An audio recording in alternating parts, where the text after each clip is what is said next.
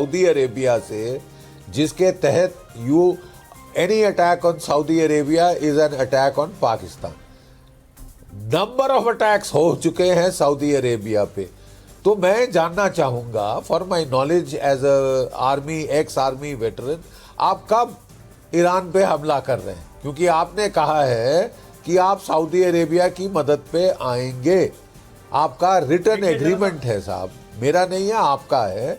और Saudi Arabia आपको कह रहा है कि अब आप वो एग्रीमेंट के मुताबिक काम करो। कब हमला कर रहे हैं ईरान पे, बता दीजिए आप। जरा सा मैं आपको अर्ज करूं, देखिए मेरे अजीम जनरल सैयद हाफिज मुनीर साहब सऊदी अरब तशरीफ लेकर के गए। क्यों लेकर के गए? उन्होंने तमाम मुसलमान ममालिक को जो इस वक्त जंग में शरारत की जा रही जिन ममालिक के खिलाफ, उन सबको समझाया, उनको बताया कि असल वार कौन कर रहा है, ये जो मिसाइल फेंक रहा है कौन फेंक रहा है, ईरान नहीं फेंक रहा है। ईरान ने भी बरमला कहा कि मैंने हमला नहीं किया उस वक्त जब ये मेरे फील्ड मार्शल सैयद हाफिज मुनीर सऊदी अरब तशरीफ लेकर के गए।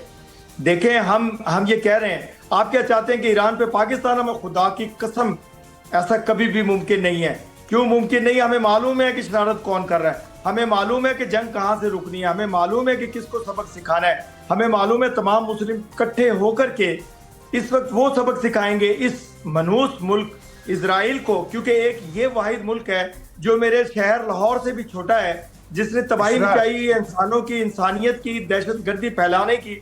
अगर आज इसको सबक ना सिखाया, कुछ बोलना चाह रहे हैं दिनेश जी, बोलिए। आज ईरान इशरार बहुत बढ़िया, इशरार बहुत बढ़िया। आप इशरार भाई एक मिनट। हाँ, मैं बता रहा हूँ ना आपको, आप ही के बारे में बोल रहा हूँ, आप ही के फायदे की बात कर रहा हूँ। पाकिस्तान बहुत कुछ कर रहा है, बहुत कुछ कर रहा है। देखिए, पाकिस्तान बहुत कुछ कर रहा है। आप अमेरिका के कहने पे, ताकि तालिबान पर ईरान में जाके अमेरिका के खिलाफ ना लड़े, तो आप काफी एयरफोर्स कर रहे हो, काफी महिलाओं को मार रहे हो, खातूनों को मार रहे हो, बच्चों को मार रहे हो। अभी कल ही सवेरे जो है आपने कतर से, मैं बोल लूं जरा, एक साथ बोलो, मैं आपका शोर की आवाज आ रही है, आप आवाज नहीं, एक आदमी बोल सकता है, आपकी आदत है, एक आदमी बोल सकता है, एक आदमी बोल सकता है। मैं आप ही की बात कर रहा हूँ, जवाब देना ना आप। इसका जरा साउंड कम करें, बिल्कुल ये बोलना बंद नहीं करेगा भाई, इसे साउंड कम करें इसका।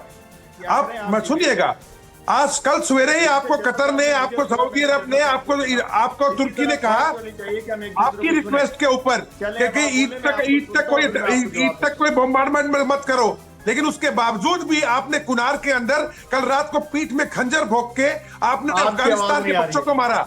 आप बहुत कुछ कर रहे हैं। दूसरा, अब सऊदी अरब के अंदर करार करके आए थे, सऊदी अरब के अंदर करार करके आए थे कि जो भी कुछ कभी अटैक सऊदी अरब पे होगा तो आप उसके साथ खड़े होंगे। आज आपको ईरान के समझ नहीं आ रही है। आप चुप रहे, आप चुप रहे, थोड़ा से ऑफ करके ऑन कीजिए अपने मोबाइल कोई नहीं, इरशाद साहब सुन लीजिए उनको, इरशाद साहब सुन लीजिए, फिर आप जवाब हो जाएगा। तेरे को सुनाई नहीं देगा भाई, सुनो मेरी बात। अभी तो आप इकरार में नहीं घुस रहे, क्यों डबल गेम खेल रहे हो? आपके शहबाज शरीफ ईरान में भी जाते हैं, आप शहबाज शरीफ जो है सऊदी अरब में भी जाते हैं। तीसरा, चले आप आइए, आवाज आपको कल आप बोलिए, मैं आपको कॉर्पोरेशन कमेटी की जो मीटिंग हुई उसके अंदर पाकिस्तान को बुलाया तक नहीं, थूका तक नहीं आप पे उन्होंने, क्योंकि जानते हैं धोखेबाज लोग बहुत कुछ कर रहे हो, इसलिए बहुत बिजी हो, इसलिए नहीं बुलाया आपको कि आप एक साइड में रहो, तो आपको नहीं बुलाया। चौथा, आप इसी सऊदी अरब के खिलाफ एक इस्लामिक नेशंस का फोरम बनाने की कोशिश कर रहे थे, और अब भी इस सिचुएशन के अंदर भी लीडर बनने की कोशिश कर रहे हो, लेकिन अंदर खाने आप अपना शमसी बेस अमेरिका के जो ड्रोन्स हैं उसके लिए दिया हुआ है। आपने ईरान बॉर्डर पे भी सेना लगा रखी है ताकि आप लॉन्चिंग पैड दे दो अमेरिकन सेना को कभी जरूरत पड़े तो, क्योंकि उनको नतांज में उनको मुझे बिल्कुल समझ नहीं आ रही है आप क्या बोल रहे हैं। अटैक करना है उनको, तो आप तो बहुत कुछ कर रहे हो, लेकिन अंदर भी कुछ बहुत कुछ कर रहे हो, बलूचों के साथ कर रहे हो, आप टीटीपी, आप खैबर पख्तूनख्वा में कर रहे हो, आप कहां कुछ नहीं कर रहे। इतने बिजी आदमी हो भाई, आपसे डॉक्टर इरशाद साहब, मैं आपके पास आऊं, लेकिन मेजर नदीम भी हमारे साथ हैं, वो शायद कुछ बेहतर बता पाए। नदीम साहब, क्या ये सच है, क्योंकि मैं आ रहा हूं जनरल बख्शी सर, क्या ये सच नहीं है कि पाकिस्तान में जो भ्रष्ट लोग हैं उन्होंने आर्थिक रूप से कंगाल कर दिया पाकिस्तान को? देखिए, डेफिनेटली इसमें एक पॉइंट तो है कि पुअर गवर्नेंस है हमारे यहाँ, और हमारी इकोनॉमी बिल्कुल काफ़ी वीक है। अल्हम्दुलिल्लाह। लेकिन ये हमारे दोनों ममालिक का मैं समझता हूँ कि ये अलविया है कि हमारे यहाँ ये पॉलिटिशियंस इस तरह की जो करप्शन है या जो हमारी ब्यूरोक्रेसी है वो इस तरह की चीजें करती है जिसकी वजह से हम दोनों मुल्क कमजोर हैं। ऐसी बात नहीं है। अगर इंडिया के ऊपर $737 बिलियन का कर्जा है तो हमारे पर एक $138 बिलियन का कर्जा है। आप जो अपनी फोर्थ पोजीशन बताते हैं वो नॉमिनल जीडीपी बताते हैं या पीपीपी जिसे परचेजिंग पावर $737 बिलियन नैरेटिव मत बदलो, नहीं, नैरेटिव मत बदलो, $737 बिलियन का कर्ज है। अच्छा पॉइंट मैं बताता हूँ। नहीं गुमराह मत करिए मेजर नदीम, थोड़े आंकड़े सही कर लीजिए, थोड़े आंकड़े सही कर लीजिए और आप पाकिस्तान की बात करें तो ज्यादा बेहतर है। अब आप लगते हैं तुलना करने, कहां तुलना कर रहे हैं सर? जहां तुलना करनी चाहिए वहां करिए। जनरल बख्शी, तेल का बताइए कितना तेल है आपके पास नदीम? कितने दिन के बाद में गैस के चूल्हे बंद हो रहे हैं? हमारे पास अब ये सर गिनेश आप थोड़ी देर आप खामोश रहे ना, आपने बहुत बोल लिया, हमें बोलने दें।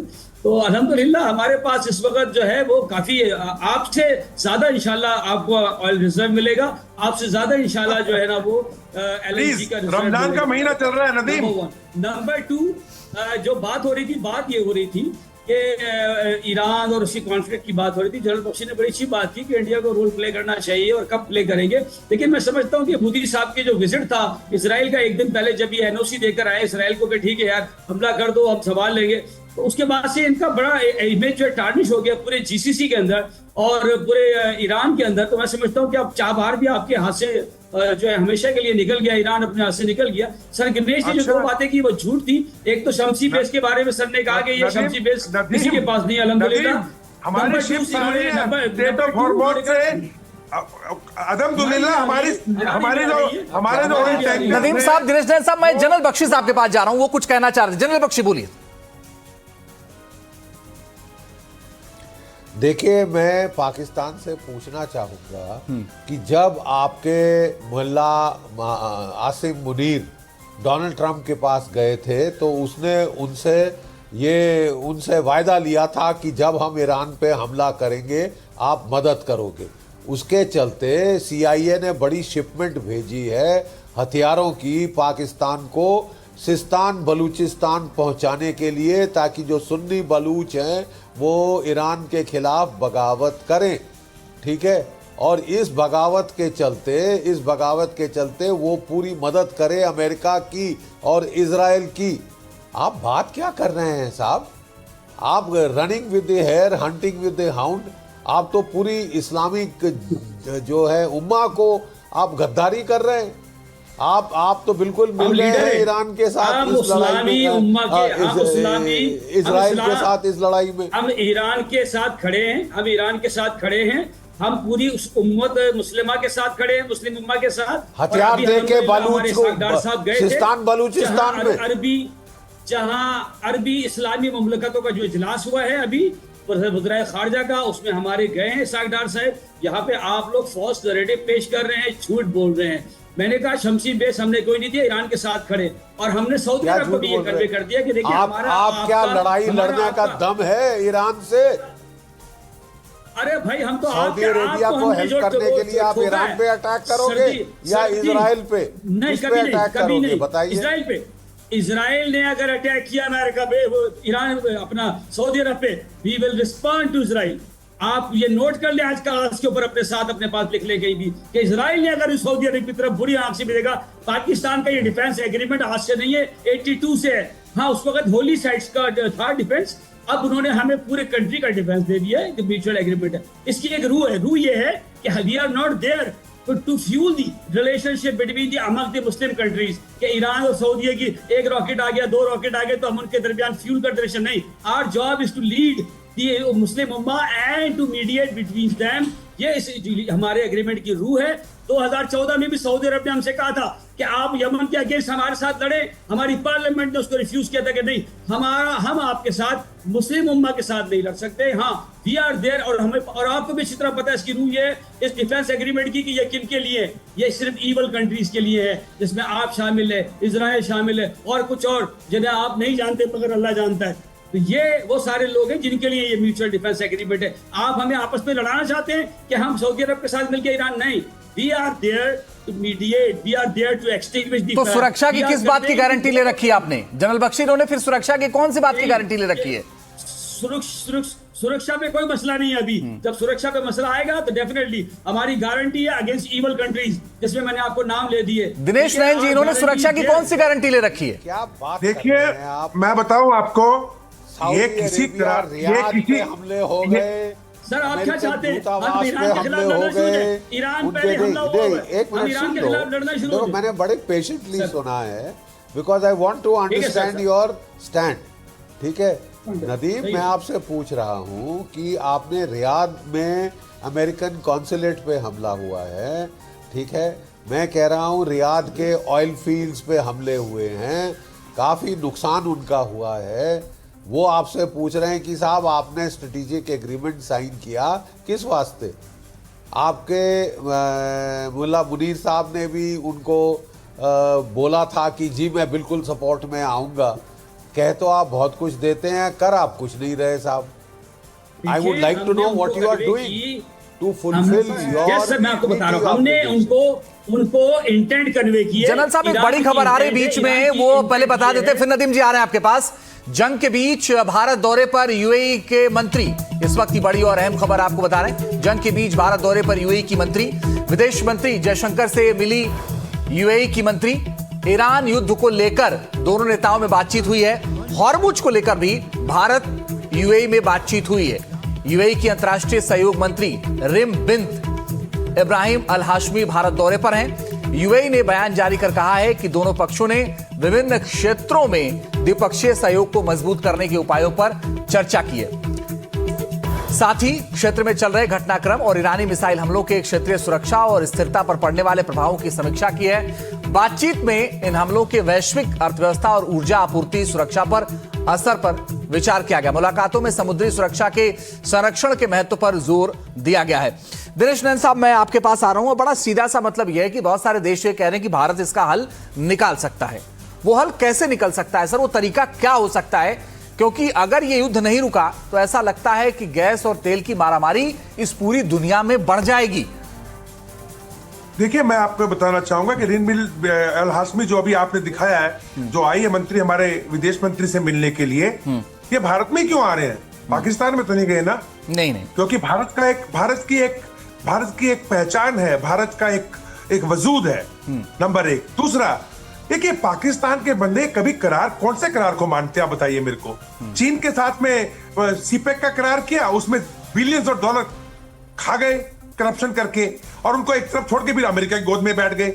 इनका कुछ पता नहीं होता कि ये किसके पास खड़े होंगे, किसकी गोद में बैठेंगे और किसकी गोद में लेट जाएंगे। तो अभी पीछे जीसीसी की अभी मीटिंग हुई है 12 देशों की, कल ही अरब देशों की। पाकिस्तान में क्यों नहीं बुलाया गया? क्यों नहीं बुलाया उन्होंने? इसीलिए नहीं बुलाया, इनकी कोई वजूद ही नहीं है।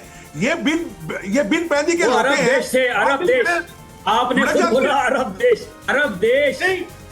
की मीटिंग थी। अरब देश में पाकिस्तान में सुनिए नदीम, पूरी बात सुन लो ना यार। एक शब्द स्लिप ऑफ टंग मत करने की कोशिश करो, तुम माहिर हो इसमें, और कुछ तुम्हारे पास है नहीं बातें बनाने के अलावा। तो मेरा कहने का मतलब सिर्फ इतना है कि कोई सा भी करार, अरे इनका जो साद रिजवी है, उसका पिताजी जो मौलाना था, उसने कहा कि हमने थोड़ी मांगा था चीन से कर्जा। अगर कर्जा मांगने आए तो यहां से नहीं देते वापिस। ये तो सोच है इन लोगों की, ये सिर्फ डॉलर के लिए नाचते हैं। मैं नाम नहीं लेना चाहता कि उस नाचने वाले को क्या कहते हैं। इसको अगर डमरू बजाएंगे, बिरयानी खाने हड्डी डाला तो वॉशिंगटन पहुंच जाएंगे, वहां से उसके बाद में अब अमेरिका ने कहा कि लड़ाई शुरू करो अब खुद मुसलमानों पे। और वो भी देखिए रमजान के महीने में तो इन्होंने अफगानिस्तान के ऊपर पठानों को छेड़ दिया, इधर से बलूचिस्तान संभाला नहीं जा रहा, उधर से झूठ की भी कोई हद होती है। इनको ऐसा नचाएंगे, लेकिन ये लोग सुधरने वाले नहीं है। ये भारत के साथ बराबरी करना तोहीन है भारत की। मैं समझता नहीं कि बराबरी का मतलब ही नहीं है। ये लोग तो लुटेरे लोग हैं, और ये इनमें और हुती में, हिजबुल्लाह में और हमास में कोई फर्क नहीं। ये हिजबुल्लाह, हुती, हमास और पाकिस्तान एक ही चीज है। और इजराइल और इंडिया इन्हें पक्का ठोकेगा। पहले तो अफगानिस्तान से बच जाए, बलूचिस्तान से बच जाओ, आप टीटीपी से बच जाओ, तब सोचेंगे तुम्हारे बारे में। अभी वो लगे हुए हैं हम शांति से देख रहे हैं तमाशा बस नहीं चल रहा है। बड़ी बड़ी बातें करते हो ये टीवी से नदीम। बाहर निकल के आ जाए। हम भारत के सर, हम पूरे अल्हम्दुलिल्लाह विश्व चलिए दिनेश नैन साहब और नदीम आप दोनों बने रहे, एक बीच एक बड़ी खबर आ रही है वो आपको बताते हैं। भारत और फ्रांस ने तुरंत युद्ध विराम की मांग की है। पीएम मोदी और मैक्रों की फोन पर बात हुई है। फ्रांस के राष्ट्रपति इमैनुअल मैक्रों ने प्रधानमंत्री नरेंद्र मोदी के साथ बातचीत के बाद सोशल मीडिया पर पोस्ट किया है। मैक्रों ने लिखा है कि भारत और फ्रांस मिलकर क्षेत्र में तनाव कम करने के लिए करीबी तौर पर काम कर रहे हैं और शांति के प्रयासों के केंद्र में कूटनीति को बनाए रखने के लिए फिलहाल प्रतिबद्ध हैं। जीडी बख्शी सर, मैक्रों ने जो ट्वीट किया है उन्होंने बताया कि कैसे भारत और फ्रांस ये चाहते हैं युद्ध रुके, मगर रास्ता क्या हो सकता है और क्या आपको लगता है कि आने वाले वक्त में कुछ और देश साथ आएंगे और ये बातचीत पे हल निकलेगा? अरे साहब, पूरी दुनिया साथ आएगी क्योंकि पूरी दुनिया की खाट खड़ी हो गई है इस युद्ध की वजह से। ठीक है साहब, आपके जो ऑयल का ट्रैफिक, गैस का ट्रैफिक तो है ही, क्या आप जानते हैं कि जो फर्टिलाइजर 30% दुनिया का ये गल्फ के इलाके से आता है?